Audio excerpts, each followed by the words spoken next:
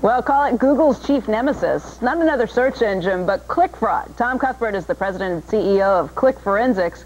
They track abuses in the system. Tom joins us this morning from New York with his firm's latest findings. And Tom, I thought this was a problem that was getting better, but what did your firm find? Well, actually, we found that it's getting worse, Becky. It appears that in Q4, the level of click fraud activity is increasing, and I think this is due to two reasons. One is the increased online activity that is associated with Q4. Right. Seasonality issue, and then the other part is just, as is the case with spam and spyware and phishing efforts, this is a difficult problem to solve, and I think the problem is getting worse and more sophisticated. All right, I know it's early in the morning, just to make sure everybody's on the same page with this. When we start talking about click fraud, we're talking about ads that are put up, they're fake ads. Explain this just to people who are at home. What it is an ad when you search for a term, for example, MP3 player on Google or Yahoo or other search engines, and an ad is displayed on the side. Someone clicks on that ad and goes to that advertiser's site, and the advertiser then pays the search provider.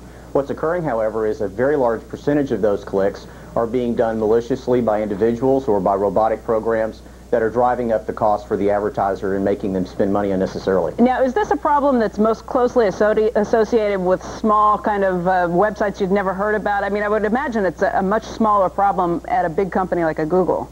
Well, that's a really good question. And interestingly, what we've done this quarter for the first time is broken out what are called content networks. So what you may be familiar with is on Google or Yahoo specifically, there's a search that occurs. But there's also a growing area called content networks.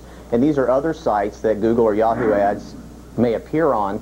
And this is where a large amount of this click fraud is occurring. This is much more difficult to track. It's a step away from the search providers. And many of these publishers, these individual publishers, have a financial incentive for more clicks to occur, and so that's what's driving that up. In fact, we found that over 19% of the clicks in that area, in the content networks, fall into our high threat category as compared to 14% or so. That's a massive number. What are the major players, the major search engines like a Google or a Yahoo or an MSM, what are they doing to combat this? Well, they've last summer joined an Interactive Advertising Bureau Initiative working group, and that's a very slow, long process. They say that they're tracking it on their own, but you know, in the same way, Becky, that there's not a third party like a Nielsen for television, that's what needs to occur here. And so we're hoping and working with the search providers and have over 3,000 advertisers behind us in our click fraud network and members of our Click Quality Council that are not satisfied with the actions that they've taken. And Tom, just to clarify things, where do you get your funding?